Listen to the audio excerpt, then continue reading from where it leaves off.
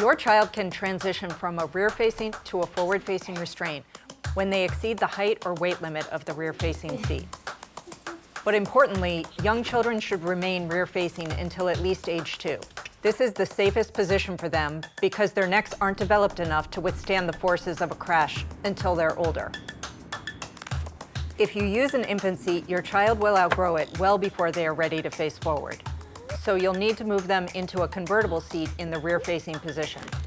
Only when they're too tall or too heavy for this restraint should they move into a forward-facing one. Similarly, your child can move into a booster seat when they outgrow the height or weight limit of the forward-facing restraint.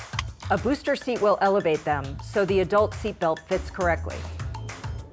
The lap belt should be low across the hips, not riding up on the belly, and the shoulder belt should sit at the center of the shoulder, not falling off the shoulder or riding up on the neck.